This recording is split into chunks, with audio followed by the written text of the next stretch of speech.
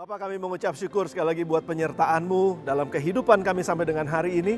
Dan inilah pujian dan penyembahan yang kami naikkan kepada Tuhan dengan hati yang penuh dengan ucapan syukur dan juga hati yang percaya kepada Tuhan bahwa Engkau tidak pernah meninggalkan kami. Pada saat ini kami belajar firman-Mu, sekali lagi tolong kami untuk bisa mengerti firman Tuhan. Roh Kudus sebagai guru agung kami, ajarkan kami, bukakan, singkapkan kebenaran sehingga kami bisa mengerti. Waktu kami mengerti, kami boleh melakukan dan hidup kami diberkati oleh Tuhan. Dalam nama Yesus kami berdoa dan kami mengucap syukur. Haleluya. Amin. Amin. Puji Tuhan. Saya yakin bahwa kita semua dalam keadaan yang baik dan selamat datang di dalam minggu yang kedua dari tahun 2021. Kita sudah melewati satu minggu ini, saudara, dan saya percaya minggu lalu sudah diberkati oleh kebenaran firman Tuhan. Dan hari ini saya ingin melanjutkan apa yang saya sampaikan minggu yang lalu. Kalau saudara sudah mendengar tentang Ebenezer dan Immanuel, dan itu yang akan kita terus tentu saja katakan di dalam kehidupan kita. Namun kelanjutan dari hari ini adalah bagaimana kita menjalani hari-hari kita ke depan bersama dengan Immanuel, di mana Allah menyertai kita, dan sampai pada satu tahap tertentu kita akan mengatakan Ebenezer, sampai di sini Tuhan sudah menolong saya. Dan tentu saja kita akan melanjutkan kehidupan kita dalam kondisi-kondisi di tahun 2021 yang masih belum menentu. Masih ada prediksi-prediksi yang katakan bahwa COVID ini akan terus berjalan agak sedikit panjang. Dan walaupun vaksin sudah ditemukan dan akan segera didistribusikan, tetapi itu tidak menjamin bahwa memang COVID akan segera berakhir. Ya, jadi akan sedikit panjang dan sampai mungkin di akhir tahun 2022, kita tidak pernah tahu. Namun saudara, kehidupan harus terus berjalan. Dan saya belajar dari kebenaran firman Tuhan khususnya dalam kehidupan gereja mula-mula. Ketika Tuhan Yesus naik ke surga dan para murid mereka mulai melakukan apa yang harus mereka kerjakan. Mereka tetap harus hidup. Mereka melayani Tuhan tentu saja. Tapi mereka tetap harus ada yang bekerja. Mereka harus cari makan kan. Mereka mungkin juga harus mengikuti kegiatan-kegiatan sehari-hari. Tapi dalam kondisi-kondisi yang tidak menentu. Dalam kondisi-kondisi yang juga membuat mereka takut, saudara. Bukan cuma sekedar karena kondisi ekonomi yang sulit. Atau kondisi politik yang tidak menentu pada saat itu. Tetapi juga mereka dihantui oleh perasaan takut. Kenapa? Karena komunitas mereka, komunitas orang percaya, komunitas of believers pada saat itu, murid-murid Kristus yang mula-mula, mereka justru diancam oleh penganiayaan. Ada banyak orang yang tidak suka dengan pengikut Kristus pada saat itu, sehingga mereka disebut orang Kristen. Dan Kristen itu bukan agama, Kristen itu adalah sekelompok orang yang disebut pengikut Kristus. Dan Kristen itu adalah kata olok-olok atau kata hinaan sebetulnya kepada orang-orang yang mengikut Kristus. Dan itu kondisi mereka saat itu, saudara. Dalam kondisi yang takut, tetapi mereka harus terus percaya kepada Tuhan. Mereka harus terus melanjutkan kehidupan mereka. Bagaimana caranya mereka bisa bertahan. Dan ini yang saya sebut, mereka hidup di dalam sebuah komunitas yang disebut dengan komunitas orang-orang percaya. Nah, tema kita pada sepanjang tahun 2021 ini adalah Community of Believers. Atau komunitas orang-orang percaya. Nah, saya ingin mengajak kepada saudara untuk juga merenungkan dua kata ini. Dan selama 1 tahun ke depan, kita akan sama-sama bicara mengenai dua kata ini. Tentu saja, Ebenezer dan Immanuel adalah dua kata yang pertama. Tapi dua kata yang kedua yang saya ingin tawarkan buat saudara sebagai the community of believers. Bagaimana kita hidup sebagai komunitas orang-orang percaya yang hidup di tengah-tengah situasi yang sulit pada saat-saat ini. Tapi kita menang. Saya percaya semua ingin menang dalam kehidupan saudara. Amin. Kita semua mau menang selama tahun 2021 ini. Namun bagaimana caranya? Ada dua kata penting yang harus kita renungkan. Dan ini yang menjadi pembahasan kita untuk minggu-minggu ke depan. Untuk bulan-bulan ke depan sampai 1 tahun. Dan dalam tahun 2021 ini. Kata yang pertama yang penting adalah iman. Katakan bersama dengan saya. Iman. Faith, iman. Sekali lagi saudara, tentu saja kita ingin menang dalam kehidupan, dalam perjalanan kehidupan kita selama tahun 2021 ini. In spite of a lot of difficulties ya, di tengah-tengah banyaknya kesulitan, di tengah-tengah mungkin banyaknya ketidakpastian, di tengah-tengah banyaknya tantangan, tetapi kita percaya bahwa orang-orang yang mempunyai iman kepada Tuhan pasti akan keluar sebagai pemenang. Kita mau mengalahkan setiap permasalahan dalam kehidupan kita. Apa buktinya? 1 Yohanes pasal yang kelima. Ayat yang keempat sampai dengan ayat yang kelima. Dengan sangat jelas Yohanes katakan ini. Sebab semua yang lahir dari Allah mengalahkan dunia. Katakan amin saudara. Semua yang lahir dari Allah mengalahkan dunia. Dan inilah kemenangan yang mengalahkan dunia. Apa itu? Iman kita. Ayat yang kelima. Siapakah yang mengalahkan dunia selain daripada dia yang percaya bahwa Yesus adalah anak Allah. Ini kunci yang pertama saudara, dan kita harus pegang ini, kita harus membangun iman kita di atas dasar yang benar, yaitu Yesus Kristus sendiri. Barang siapa yang percaya kepada Yesus adalah anak Allah, dialah yang akan mengalahkan dunia. Kalau saudara ingin mengalahkan dunia, hikmat kita perlu, yang lain-lain kita perlu memang saudara. Tetapi yang pertama adalah iman kita kepada Yesus Kristus. Kenapa kita percaya kepada Yesus Kristus? Apa landasannya, dasarnya? Karena perkataannya sendiri. Yesus sendiri yang mendeklar dirinya dan mengatakan bahwa akulah terang hidup. Saudara yang ada dalam kegelapan, saudara nggak akan pernah berjalan dalam kegelapan kalau Yesus berjalan bersama dengan saudara. Amin saudara. Dia katakan akulah terang hidup, akulah gembala yang baik. Saudara, kalau Yesus sendiri katakan dia adalah gembala yang baik, kamu adalah domba-dombanya yang percaya kepadanya, maka dia adalah gembala yang akan take care of us. Dia akan memelihara kehidupan kita. Dia akan berjalan di depan kita. Dia akan memimpin langkah kita. Apalagi kalau dia adalah terangnya. Kita nggak akan melihat kegelapan. Tetapi dia sendiri katakan juga akulah roti hidup. Barang siapa yang lapar datang kepadanya karena dia akan dikenyangkan. Dan dia juga katakan akulah air kehidupan. Barang siapa yang haus datang kepadanya dan dia akan dipuaskan. Dan dia tidak akan haus lagi. Akulah jalan dan kebenaran dan hidup, Yesus katakan. Akulah kebangkitan dan hidup. Akulah Alfa dan Omega. Ini hal yang luar biasa, Yesus yang awal dan yang akhir. Dan kalau dia yang awal dan yang akhir, dia tahu akhir kehidupan kita. Jadi kalau kita percaya kepadanya, kita akan mengalami kemenangan di dalam kehidupan kita. Ini yang dimaksudkan saudara, bahwa dengan iman kita mengalami kemenangan dalam kehidupan ini. Bagaimana iman saudara? Nah, Yesus juga katakan begini saudara, aku datang untuk mencari dan menyelamatkan yang terhilang. Jadi kalau ada di antara saudara pada hari ini yang merasa bahwa saya udah terlalu jauh dari Tuhan. Kayaknya saya udah gak punya pengharapan. Sepertinya hidup saya udah hilang aja, hilang harapan, hilang masa depan, hilang apalagi saudara. Saudara mungkin kehilangan hari-hari ini. Ketahuilah Yesus datang untuk mencari dan menyelamatkan yang hilang. Dan ini pengharapan buat kita. Kalau kita taruh iman kita kepada Yesus, maka dia akan menjadi penyelamat buat kita.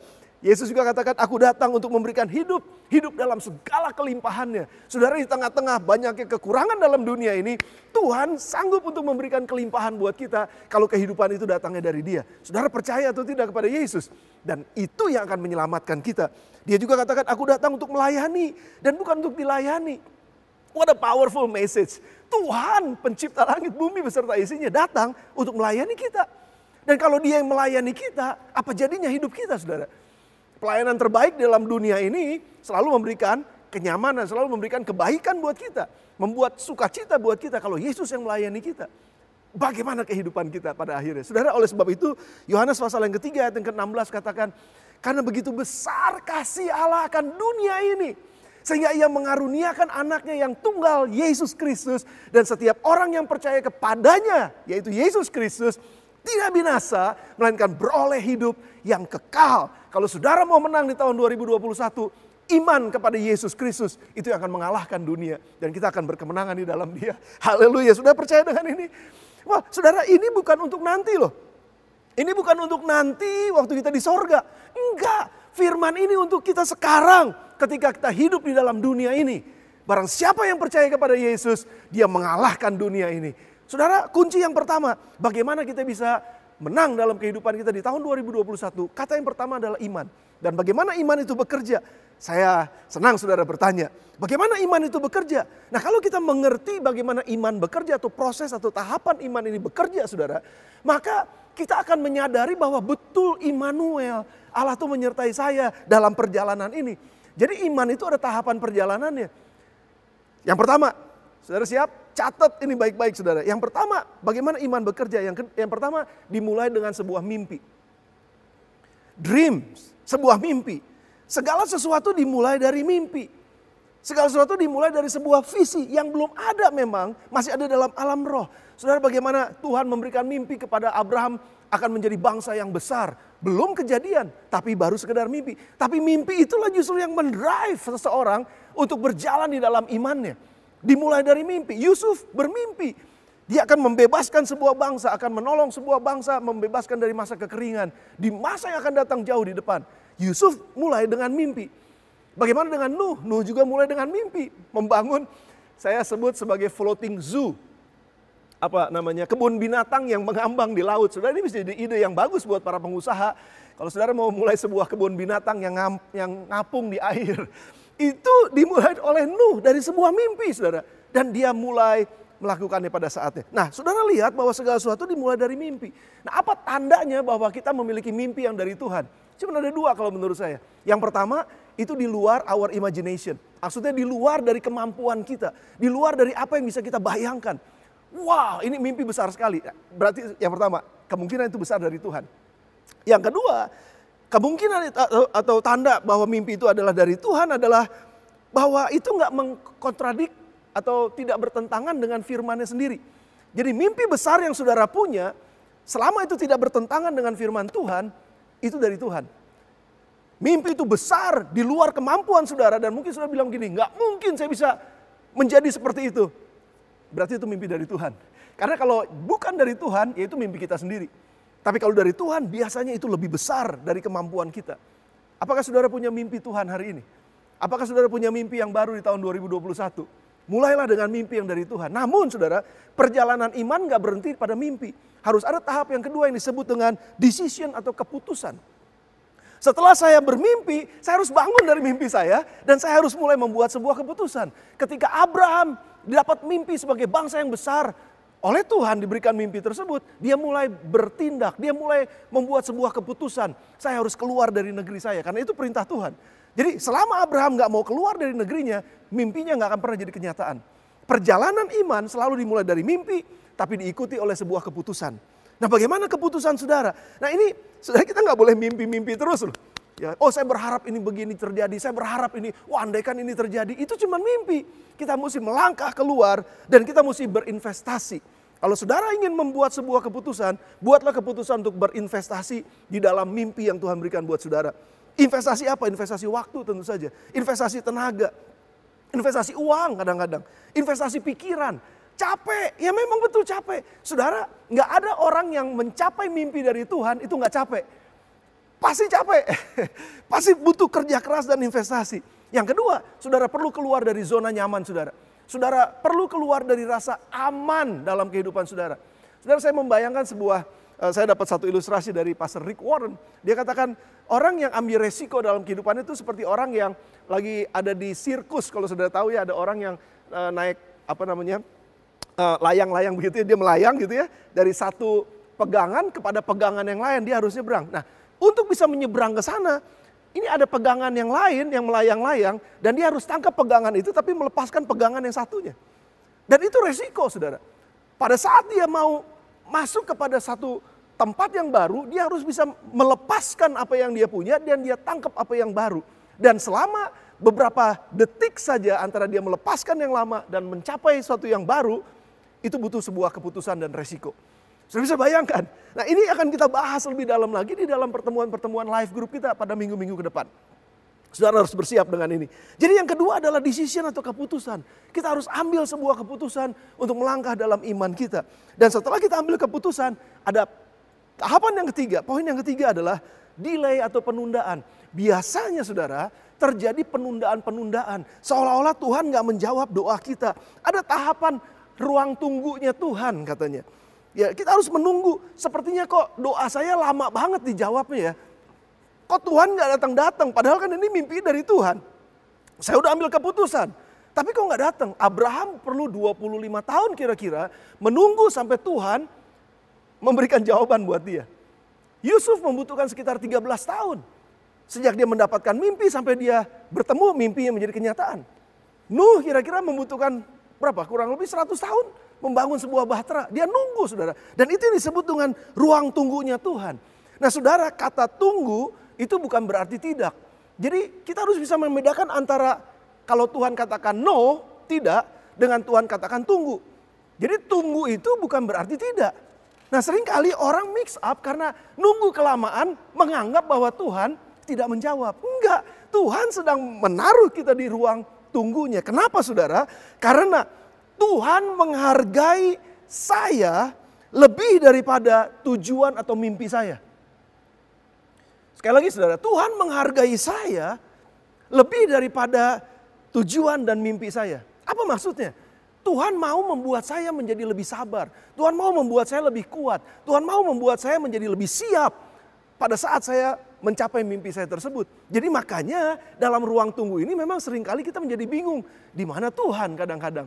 Ya kenapa kok Tuhan diem aja seolah-olah? Kenapa dia nggak berfirman? Kenapa dia nggak menjawab doa? Dan itu kadang-kadang membuat kita jadi bingung. Tapi kalau saudara ada dalam tahapan tersebut, saudara harus bisa katakan begini, ini ruang tunggunya Tuhan. Saya mesti bersabar. Di situ kekuatan iman kita akan semakin ditambahkan oleh Tuhan. Iman berjalan kemudian. Ada tahapannya yang kemudian. Setelah delay, akan masuk pada masa yang keempat yang disebut dengan difficulty atau kesulitan. Kesulitan ini yang kita nggak mau ngelihat, saudara, seringkali kan. Waktu kesulitan datang kita bilang, udah saya nyerah aja deh. Waktu kesulitan datang kita bilang, Tuhan udah nggak tahu ada di mana. Tuhan kayaknya udah ninggalin saya. Nah ini masa-masa di mana timbul pertanyaan-pertanyaan. Apakah betul ini mimpi dari Tuhan? Apakah betul ini visi dari Tuhan? Apakah betul saya sedang melakukan kehendak Tuhan atau tidak? Kenapa justru ketika saya melakukan kehendak Tuhan, membuat keputusan, kok Tuhan sepertinya delay dan Tuhan mengizinkan kesulitan ini datang dalam kehidupan saya. Kenapa ini terjadi? Itu adalah proses pendewasaan. Kalau saya pernah khotbahkan dulu saudara, bahwa seringkali Tuhan mengizinkan kita untuk seperti angkat beban. Itu kesulitan buat kita. Tapi sementara kita angkat beban, berat, nggak kuat sepertinya, waktu kita terus bertahan, itu sebenarnya sedang memperbesar otot-otot kita. Dan Tuhan ingin memperbesar otot iman saudara dan saya. Itu melalui kesulitan. Saudara, nggak ada yang mau, termasuk saya nggak mau sama sekali melihat kesulitan kalau boleh. Tapi bukannya boleh nggak boleh, Tuhan harus bawa kita mungkin melewati kesulitan demi kesulitan pada saat kita harus mencapai mimpi kita. Dan kesulitan adalah satu bagian dalam tahapan iman. Dan setelah kesulitan bagian yang kelima adalah dead end. Dead end atau jalan buntu, kemustahilan. Saudara, ini juga masa-masa di mana kita semua udah putus asa. Di mana sementara kita semua akan bicara, Tuhan saya mau mundur aja. Saudara ingat ketika Israel keluar di tanah Mesir, lalu mereka menjumpai laut mati. Dan itu yang disebut dengan dead end. Mustahil. Laut, gimana mungkin laut saudara. Dan di belakangnya adalah tentara Mesir, kejar mereka. Kiri kanannya adalah padang gurun. Mereka cuma bisa ngelihat kemana? Ke atas. Dan di situ saat-saat di mana kepercayaan kita betul-betul hanya kepada Tuhan saja dan bukan yang lain. Dan saudara, kalau ada di antara saudara yang mengalami tahapan ini, please jangan menyerah. Dan kalau kita mungkin nanti satu saat akan mengalami ini sepanjang tahun 2021, please mengertilah ini dan ingatlah ini. Bahwa justru pada saat itulah kita melepaskan semua yang bisa kita pegang. Dan kita bisa berpegang kepada satu, yaitu Tuhan saja. Dan ketika itu terjadi, dead end itu terjadi. Musa juga gak bisa bikin apa-apa, dia hanya ngangkat tangan sama Tuhan. Dan Tuhan bilang memang angkat tongkatmu, pukul ke air itu. Dan Tuhan yang bekerja. Saudara, bagaimana dengan Paulus ketika 2 Korintus pasal yang pertama ayat yang ke-8 sampai dengan ayat yang 10. Paulus ngalamin begitu banyak tekanan padahal dia sedang melayani Tuhan. Sebab kami mau saudara-saudara supaya kamu tahu akan penderitaan yang kami alami di Asia Kecil. Beban yang ditanggungkan atas kami adalah begitu besar dan begitu berat. Sehingga kami telah putus asa juga akan hidup kami. Sudah lihat ini, dead end terjadi dalam kehidupan Paulus. Bahkan kami merasa seolah-olah kami telah dijatuhi hukuman mati. Tapi hal itu terjadi supaya kami jangan menaruh kepercayaan pada diri kami sendiri. Tetapi hanya kepada Allah yang membangkitkan orang-orang mati. Dan kematian yang begitu ngeri, ia telah dan akan menyelamatkan kami. Dari kematian yang begitu ngeri, ia telah dan akan menyelamatkan kami. Kepadanya kami menaruh pengharapan kami. Bahkan ia akan menyelamatkan kami lagi. Wow. Ini perkataan yang membangkitkan semangat dan kekuatan. Kalau ada di antara saudara pada hari-hari ini sedang merasakan dead end dalam kehidupan saudara. Seolah-olah saudara nggak punya lagi pengharapan. Seolah-olah saudara nggak ada lagi yang bisa saudara percaya. Satu, jangan menyerah. Yang kedua, lihat ke atas. Bahwa Tuhan adalah sumber pengharapan kita. Dan dia akan memberikan yang terakhir, langkah dari iman yang terakhir adalah, perjalanan dari iman yang terakhir adalah deliverance. Atau kelepasan, mimpi yang menjadi kenyataan. Tuhan memberikan jalan keluar. Tuhan memberikan jawaban-jawabannya. Tuhan menyatakan diri dan kuasanya yang kita nggak pernah bayangkan sebelumnya. Dia bukakan jalan buat kita dan kita akan melihat visi itu menjadi kenyataan. Dan kita akan melihat iman kita semakin kuat dan bertumbuh dalam perjalanan-perjalanan yang kita harus lewati dalam tahun-tahun ini. Saudara perhatikan, Immanuel, Allah beserta kita, itu nggak melulu sekali lagi padang yang berumput hijau. Kadang-kadang kita harus melewati lembah bayang-bayang maut. Tetapi di situ Tuhan tetap menyertai saudara dan saya. Di situ kita tetap disertai oleh Tuhan dan Dia tidak pernah meninggalkan kita. Yang penting taruh iman kita dalam Yesus Kristus, anak Allah yang hidup. Bahwa Dia adalah jalan dan kebenaran dan hidup. Bahwa Dia adalah sumber penolong kita karena Dia yang Alfa dan yang Omega. Karena Dia adalah kebangkitan dan hidup. Karena Dia adalah roti hidup dan Dia adalah air kehidupan. Tetap percaya kepada Dia. Dan hanya dengan iman inilah kita akan mengalami kemenangan. Saya percaya satu kata ini saja sudah membuat saudara bergairah. Dan saya juga bergairah saudara. Iman, saya tutup dengan ini. Iman bukan hanya percaya pada janji dan rencana Tuhan. Tetapi percaya kepada Tuhan yang menyertai proses perjalanan menuju janji dan rencana tersebut. Taruh iman saudara kepada Immanuel, Allah yang menyertai. Dan ketika Dia memberikan deliverance atau kelepasan dan jawaban doa buat kita, iman kita semakin bertumbuh. Di situ kita bisa katakan, Ebenezer, sampai di sini Allah sudah menyertai saya. Amin saudara. Sudah tangkap yang pertama? Saya yakin saudara bersama dengan saya. Yang kedua, kata yang kedua yang perlu kita bangun juga sepanjang tahun ini adalah hikmat. Sebagai community of believers, kita bukan cuma sekedar membangun iman kita, tapi kita harus menambah hikmat kita. Karena dunia ini sekali lagi nggak menjadi lebih mudah. Sama seperti kita naik kelas saudara. Dalam perjalanan sekolah, dalam perjalanan pendidikan. Ya dari tingkat 1 naik ke tingkat 2, naik ke tingkat 3. Masalahnya makin banyak. Hikmatnya mesti ditambah. Dan oleh sebab itu sebagai community of believers.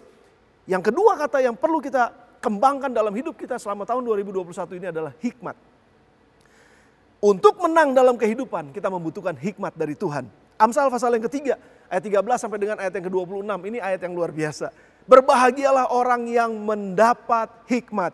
Orang yang memperoleh kepandaian, dia disebut berbahagia. Karena apa? Keuntungannya melebihi keuntungan perak. Dan hasilnya melebihi emas. Wow, ia lebih berharga daripada permata. Apapun yang kau inginkan, tidak dapat menyamainya.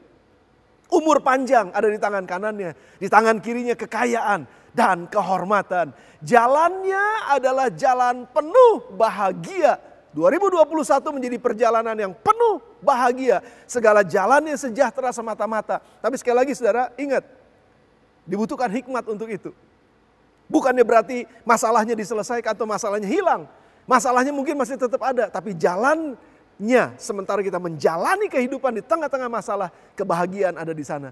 Jalannya adalah penuh dengan kebahagiaan. Ia menjadi pohon kehidupan bagi orang yang memegangnya. Siapa yang berpegang kepadanya akan disebut berbahagia. Haleluya. Dengan hikmat Tuhan meletakkan dasar bumi. Bayangkan saudara. Dengan pengertian ditetapkannya langit. Tuhan aja pakai hikmat untuk menciptakan segala sesuatu. Dengan pengetahuannya air, samudera raya berpencaran dan awan menitikan embun. 21. Hai anakku, janganlah pertimbangan dan kebijaksanaan itu menjauh dari matamu. Peliharalah itu. Maka itu akan menjadi kehidupan bagi jiwamu dan perhiasan bagi lehermu. Maka engkau akan berjalan di jalanmu dengan aman dan kakimu tidak akan terantuk. 24. Jika engkau berbaring, engkau tidak akan terkejut. Tetapi engkau akan berbaring dan tidur nyenyak. Haleluya. Janganlah takut kepada kejutan yang tiba-tiba atau kepada kebinasaan orang fasik bila itu datang. Karena apa? Karena Tuhanlah yang akan menjadi sandaranmu dan akan menghindarkan kakimu dari jerat. Hikmat akan membawa kita kepada kebahagiaan dalam perjalanan kita, keberhasilan, perlindungan, pertolongan, jalan keluar, naik kelas. Itu yang akan dibawa oleh hikmat. Dan saya percaya kalau kita selama 2021 ini mencoba terus mencari bagaimana saya bisa bertambah hikmat, bagaimana saya bisa bertambah bijaksana. Saya percaya kehidupan kita akan naik kelas, akan melewati masa-masa sulit kita, dan kita akan menjadi pemenang. Tapi pertanyaannya adalah bagaimana mendapatkan hikmat? Saya senang saudara bertanya lagi. Bagaimana kita bisa mendapatkan hikmat? Paling tidak ada 4 poin penting saudara, bagaimana kita bisa mendapatkan hikmat dalam dunia ini. Yang pertama, dengarkan dan lakukan perintah Tuhan. Itu poin yang pertama saudara, bagaimana mendapatkan hikmat. Mazmur 119 ayat yang ke-98, perintahmu membuat aku lebih bijaksana daripada musuh-musuhku. Sebab selama-lamanya itu ada padaku. Sudah lihat? Perintahnya Tuhan membuat kita lebih bijaksana daripada musuh-musuh yang ada di sekeliling kita. Itu janjinya Tuhan. Makanya kenapa Mazmur 119 ayat yang 105 katakan, firman-Mu pelita bagi kakiku dan terang bagi jalanku. Dunia ini gelap. Yesus adalah terangnya. Dan Yesus adalah firman hidup. Jadi kalau kita bisa mengunyah firman Tuhan setiap hari. Saya ingin ulang terus ini buat saudara. Jangan lupakan WPDA saudara. Waktu pribadi saudara dengan Allah. Waktu saudara membaca firman Tuhan. Bukan cuma sekedar membaca firman Tuhan. Saudara merenungkan itu. Saudara memperkatakan itu dalam doa-doa saudara. Perkatakan dengan iman. Maka iman timbul dari pendengaran. Pendengaran akan firman Tuhan. Saudara lihat. Dan itu yang akan menambah hikmat buat kita. Perintah Tuhan itu lebih manis daripada madu tua manapun katanya. Jadi itu yang akan menyegarkan jiwa kita. Yang pertama, bagaimana saudara mendapatkan hikmat? Perintah Tuhan. Dengar, lakukan perintah Tuhan. Yang kedua saudara, bagaimana kita mendapatkan hikmat? Kerendahan hati. Amsal pasal 11 ayat yang kedua katakan, jikalau keangkuhan tiba juga cemooh. Tetapi hikmat ada pada orang yang rendah hati. Saudara, kalau saudara mau dapatkan hikmat, jangan coba-coba hidup sombong. Jangan coba-coba hidup dalam keangkuhan. Jangan coba-coba hidup bahwa saya lebih tahu, saya lebih bisa, saya lebih hebat, saya lebih jago, saya lebih, saya. Sekali lagi. The biggest problem in the world is when the big I, me and myself is on the top. Jangan lagi saya. Tapi coba kita belajar dari orang lain. Lihat di sekeliling kita. Bahkan anak kecil pun bisa mengajarkan kita. Kalau kita rendah hati, saudara, kita mau belajar. Teachable spirit, punya roh yang selalu mau diajar. Punya roh yang selalu mau terbuka, yang mau belajar. Saya masih belum bisa, walaupun saya mungkin jago dalam sesuatu. Tetapi selama punya kerendahan hati, saya rasanya masih perlu belajar lagi. Saya masih coba perlu lebih tahu lagi, saudara. Ini yang akan membuat kita semakin berhikmat. Kerendahan hati. Jangan sombong waktu dinasihati oleh orang. Jangan sombong waktu diberikan masukan oleh orang. Jangan menjadi marah ketika orang memberikan masukan untuk kita ketika kita harus menjadi lebih baik. Evaluasi misalnya. Jangan jadi marah waktu orang bilang, oh kamu kurang ini, kamu kurang ini. Ya udah terima aja. Cukup rendah hati membuat kita tambah bijaksana. Saudara ingat apa yang Yesus katakan Matius pasal yang ke-23 ayat yang ke-12. Dan barang siapa meninggikan diri, ia akan direndahkan. Dan barang siapa merendahkan diri, dia akan dipromosi, ditinggikan. Saudara mau dipromosi apa mau direndahkan? Saudara mau dipromosi apa di-depromote? Tentu saja kita tahun 2021 mau dipromosi kan. Artinya ada hal-hal baru di mana kita bisa naik kelas. Dan orang-orang yang bijaksana lah yang akan mendapatkan promosi. Kenapa? Karena mereka cukup rendah hati untuk bisa menerima keberadaan mereka. Itu yang kedua saudara. Bagaimana kita mendapatkan hikmat? Yang ketiga, gunakan dan atur waktu sebaik-baiknya. Mazmur 90 ayat yang ke-12 katakan, ajarlah kami menghitung hari-hari kami sedemikian hingga kami beroleh hati yang bijaksana. Bagaimana punya hati yang bijaksana dan bijak? Bagaimana punya hati yang berhikmat? Hitung hari-hari sedemikian rupa. Saudara, di Alkitab memang betul nggak ada perayaan ulang tahun. Tapi Amsal ngajarin ingat hari-hari. Bukan ingat tahun-tahun. Ya memang kita mesti ingat tahun-tahun juga, tapi hari yang dikatakan hitung hari-harinya. Bagaimana kita menggunakan waktu kita satu hari demi satu hari.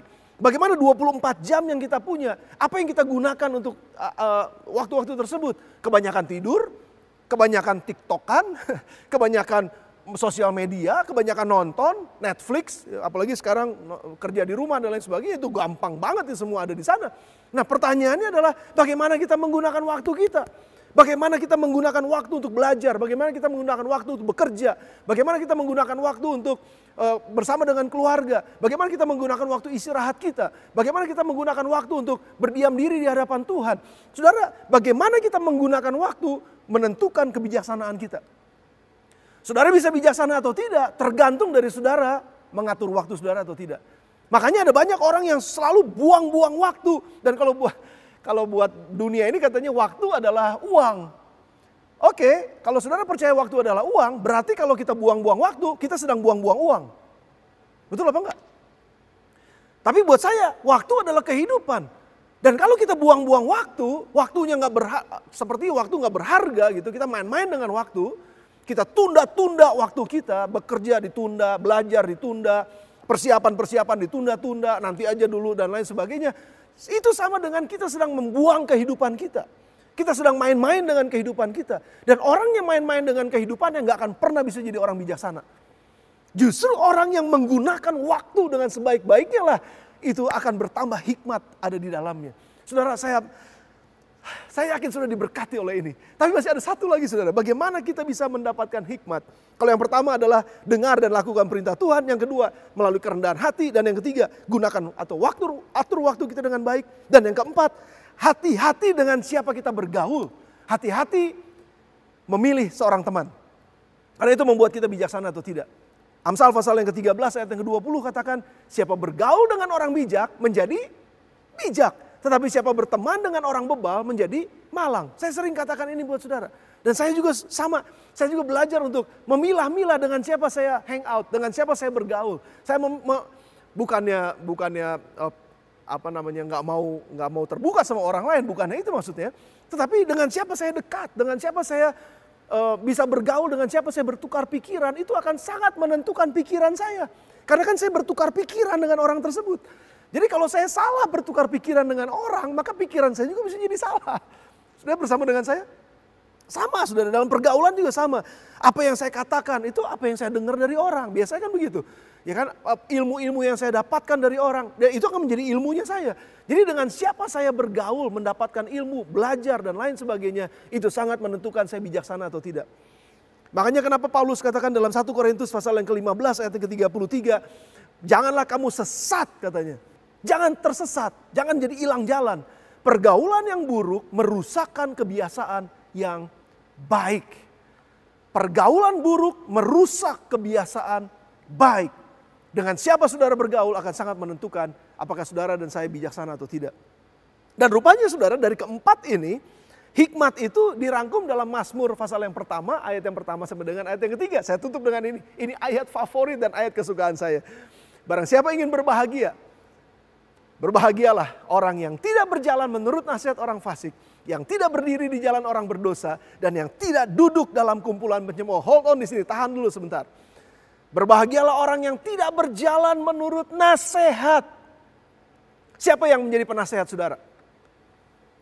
Tidak berdiri di jalan. Saudara sedang berjalan di jalan siapa? Dan yang tidak duduk dalam kumpulan. Siapa perkumpulan saudara sekarang? Dengan siapa saudara hang out? Dengan siapa saudara ngopi? Dengan siapa saudara saudara duduk-duduk sama-sama ngobrol-ngobrol? Dan dengan siapa saudara bergaul setiap hari? Itu akan sangat menentukan kebahagiaan kita. Oke? Tapi yang kesukaannya ialah Taurat Tuhan dan yang merenungkan Taurat itu siang dan malam. Sudah lihat di situ ada perintah Tuhan, ada Taurat Tuhan, di situ ada siang dan malam. Itu waktu-waktu yang kita pakai. Dan siang malam yang kita pakai itu tentu saja kita akan berjalan bersama dengan orang-orang di sekeliling kita. Sahabat-sahabat kita. Dan bagaimana kita mendengar nasihat mereka. Bagaimana kita hang out sama mereka. Bagaimana kita berjalan di jalan-jalan dengan mereka. Harusnya ada firman Tuhan di dalamnya menjadi frame buat kita. Menjadi frameworknya buat kita. Dan itu yang akan menyebabkan kita menjadi bijaksana. Saudara, terakhir ditutup dengan ini. Ia seperti pohon yang ditanam di tepi aliran air. 2021, barang siapa yang menjadi seperti pohon yang ditanam di tepi aliran air, 2021 sekali lagi, akan menghasilkan buahnya pada musimnya. Haleluya. Dan yang tidak layu daunnya, walaupun musim sulit kekeringan datang, tapi tidak layu daunnya. Dan pegang ini baik-baik, apa saja yang diperbuatnya, berhasil. Dan ini doa saya buat saudara dan saya. Buat semua sidang jemaat yang ada. Siapapun saudara yang mendengar pada hari ini. Apapun, apa saja yang saudara perbuat akan berhasil. Tapi jangan lupa, saudara harus hidup dalam hikmatnya Tuhan. Ada dua kata yang saya mau saudara ingat sepanjang tahun ini. Yang pertama adalah iman. Dan yang kedua adalah hikmat. Di mana Tuhan sudah melakukan perkara yang besar, Ebenezer, yes. Tapi kita harus terus menjalani kehidupan kita. Lebih maju lagi ke depan, Immanuel. Dan sementara kita Immanuel berjalan bersama dengan Dia, biarkan iman dan hikmat kita terus bertumbuh di dalam Tuhan. Saya nggak tahu apa yang akan saudara lakukan di tahun 2021. Apa mimpi saudara, apa menjadi visi saudara, apa yang menjadi kerinduan-kerinduan hati saudara. Dalam keluarga saudara mungkin, dalam usaha pekerjaan saudara, dalam bisnis saudara. Mungkin ada yang sedang berencana untuk memulai sebuah kehidupan baru, berkeluarga. Akan segera menikah mungkin. Nah, saudara sedang memulai sebuah kehidupan mimpi saudara. Iman dan hikmat harus menyertai saudara. Saudara sudah memulai sebuah pekerjaan baru misalnya. Atau saudara sedang memulai sebuah karir yang baru. Saudara sedang memulai sesuatu pelayanan yang baru misalnya. Apapun itu di tahun 2021. Betul masalahnya banyak. Betul tantangannya banyak. Tapi iman dan hikmat akan menyertai saudara dan saya. Dan kalau kita bisa hidup di dalamnya, kita akan menjadi seperti pohon yang ditanam di tepi aliran air. Yang akan menghasilkan buahnya pada musimnya. Yang tidak pernah layu daunnya. Dan apa saja yang dilakukannya selama tahun 2021 akan berhasil. Dibuat oleh Tuhan, berhasil. Saudara berkati oleh firman ini? Mari tundukkan kepala saudara sebentar dan kita akan datang pada Tuhan. Bapak, sekali lagi terima kasih buat kebenaran firman-Mu. Kebenaran yang powerful, kebenaran yang luar biasa. Yang membangkitkan kegairahan kami untuk tetap percaya kepada Tuhan dan mencari wajah Tuhan. Karena kami percaya betul, kami gak bisa hidup tanpa Tuhan. Kami gak bisa menang tanpa Tuhan. Kami gak bisa hidup berhasil dalam dunia ini tanpa Tuhan. Keberhasilan tanpa Tuhan adalah kegagalan. Tapi keberhasilan di dalam Tuhan adalah kemakmuran dan damai sejahtera. Terima kasih sekali lagi buat kebenaran firman-Mu. Menolong kami semua untuk bisa menjalani tahun 2021 ini dengan iman dan hikmat yang berasal daripada Tuhan. Berkati seluruh sidang jemaat-Mu dimanapun mereka berada. Terima kasih Bapak dalam nama Tuhan Yesus. Nah saudara, buka mata saudara sebentar. Nah, kalau ada di antara saudara pada pagi hari ini yang mungkin saja saudara mendengar firman ini dan saudara sedang dalam kondisi yang terpuruk, saudara dalam kondisi yang gak nyaman, saudara dalam kondisi yang putus asa. Ketahuilah Tuhan Yesus sayang pada saudara. Dan Dia sendiri yang katakan, aku mengasihi engkau, aku menghargai engkau. Engkau berharga dan mulia di mataku, kata Tuhan. Makanya Dia mau mati, datang sebagai manusia dan mati bagi dosa-dosa saudara dan saya. Pagi ini kalau ada di antara saudara, hari ini kalau ada di antara saudara yang mengatakan, saya putus asa, saya gak punya pengharapan. Tapi setelah mendengar firman ini, rasanya hati saya dibangkitkan lagi, semangat saya dibangkitkan lagi. Dan saya mau terima Yesus sebagai Tuhan dan Juru Selamat saya. Hari ini, jangan tunggu besok, jangan tunggu ntar. Hari ini, saat ini juga. Kalau ada di antara saudara yang seperti itu, saya mau berdoa buat saudara dimanapun saudara berada. Kalau ada di antara saudara yang katakan, Pastor saya mau terima Yesus sebagai Tuhan. Saya mau Tuhan menyertai hidup saya. Tahun 2020 adalah tahun yang mengerikan. 2021 saya juga gak tahu seperti apa. Tapi saya mau menyertakan Yesus. Percaya kepada Yesus. Seperti yang firman Tuhan katakan. Maka saya akan menang di dalam 2021. Saya mau terima Yesus sebagai Tuhan. Saya mau melibatkan Dia. Siapapun saudara, dimanapun saudara ada. Mari angkat tangan kanan saudara di hadapan Tuhan. Taruh tangan kiri saudara di dada saudara. Saya berdoa buat saudara. Tuhan, Engkau melihat setiap tangan yang terangkat. Engkau melihat setiap hati yang hancur, yang menangis pada hari ini. Karena mereka mengalami kesulitan yang luar biasa. Mereka mengalami tantangan yang luar biasa. Tapi biarkan firman ini Tuhan yang sudah ditaburkan bekerja dalam hidup mereka. Dan kuasa Tuhan dalam nama Yesus turun atas kehidupan mereka. Saat ini juga sementara mereka buka hati mereka. Sementara mereka terima Yesus sebagai Tuhan dan Juru Selamat mereka. Roh Kudus hampirilah mereka. Hidupkan firman ini.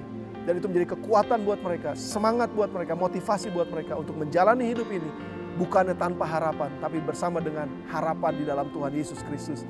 Iman mereka bangkit, hikmat mereka bertumbuh, sementara mereka mencari hikmat dari Tuhan. Seluruh sidang jemaat-Mu hari ini juga, mereka yang bekerja, yang memulai pekerjaan yang baru, memulai usaha-usaha yang baru atau bisnis yang baru, yang sedang memulai pelayanan yang baru, yang mulai mungkin dengan kuliah yang baru atau sekolah Tuhan dalam tingkatan yang baru. Tuhan dimanapun mereka ada, apapun yang mereka kerjakan, saat ini hamba-Mu berdoa. Damai sejahtera-Mu menyertai mereka, firman Tuhan akan menyertai mereka. Biarlah iman dan hikmat yang daripada Tuhan juga akan penuh atas mereka sementara mereka membangun hidup mereka selama tahun 2021 ini sebagai pembangun kehidupan, yaitu membangun iman dan hikmat mereka. Berkati mereka sekali lagi dalam nama Tuhan Yesus. Terima kasih Bapak. Kami percaya bahwa kami sudah diberkati oleh Tuhan dan hari ini tetap kami berdoa buat bangsa dan negara kami.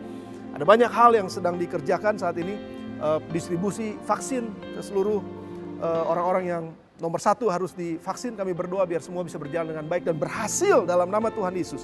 Kami percaya perekonomian akan terus bertumbuh. Kami percaya keadaan ekonomi juga akan, politik juga akan semakin membaik Tuhan. Dan kami percaya hikmat Tuhan turun atas pemerintahan kami. Lindungi, jagai, TNI, Polri juga akan dipakai oleh Tuhan terus untuk menjaga keamanan dalam bangsa dan negara kami. Terima kasih Bapak. Kami tak berdoa buat jemaat-Mu. Ada di antara mereka yang masih mengalami sakit Tuhan. Mereka mengalami COVID mungkin, yang berat buat mereka. Sementara mereka ada di rumah sakit. Sementara mereka isolasi di rumah atau dimanapun saat ini mereka ditempatkan. Tuhan, kekuatan damai sejahtera Allah turun juga di atas mereka. Berkat Tuhan turun di atas mereka untuk bisa melihat bahwa tangan Tuhan yang kuat gak pernah lepas dalam keadaan buruk sekalipun. Mereka tetap ada dalam perlindungan Tuhan. Kalau ada keluarga-keluarga yang mengalami kedukaan karena kehilangan orang yang mereka cintai sepanjang minggu ini, Tuhan, damai sejahtera-Mu juga menyertai mereka. Kekuatan penghiburan dari Roh Kudus menyertai mereka dan tidak pernah meninggalkan mereka. Terima kasih Bapak. Ada orang-orang yang mungkin kehilangan pekerjaan atau mungkin sedang mencari pekerjaan yang baru, ataupun mereka mungkin saat ini sedang mengalami kesulitan juga dalam hal ekonomi. Kami percaya Tuhan bukakan jalan. Hikmat Tuhan akan menyertai mereka juga untuk bisa melihat titik terang dan mereka bisa menemukan jalan keluar mereka. Terima kasih Bapak yang baik. Kami ucap syukur di akhir dari ibadah ini. Kami percaya Tuhan menyertai kami dan Tuhan tidak akan pernah melepaskan tangan kami. Oleh sebab itu, mari kita angkat tangan kita di hadapan Tuhan. Tuhan pegang tangan kami, urapi tangan kami, berkati tangan kami. Biar apapun yang kami lakukan dan kerjakan sepanjang minggu ke depan ini, sepanjang bulan ini, sepanjang tahun ini, tangan Tuhan memegang tangan kami. Terima kasih, kami percaya Tuhan menyertai kami. Sudah komunikasi oleh Tuhan, Tuhan memberkati engkau dan melindungi engkau. Tuhan menyinari engkau dengan wajahnya dan memberikan engkau kasih karunia. Tuhan menghadapkan wajahnya kepadamu dan memberikan engkau damai sejahtera. Oleh sebab itu sekarang terimalah berkat dari Allah Bapa yang ada di dalam surga, serta cinta kasih sayangnya yang sudah dinyatakan dalam Tuhan Yesus Kristus, serta pimpinan persekutuan dalam Roh Kudus akan tetap menyertai kita sekalian. Mulai dari saat ini sampai Maranatha, Dia datang kedua kali menjemput kita semua, dan kita akan hidup bersama dengan Dia sampai selama-lamanya. Dan semua yang percaya dan terima berkat dari firman Tuhan, katakan amin. Amin. Tuhan Yesus berkati saudara. Sampai ketemu di waktu yang akan datang. Stay safe, stay healthy, tetap jaga jarak, tetap rajin cuci tangan, dan hindari kerumunan yang banyak. Tuhan berkati saudara.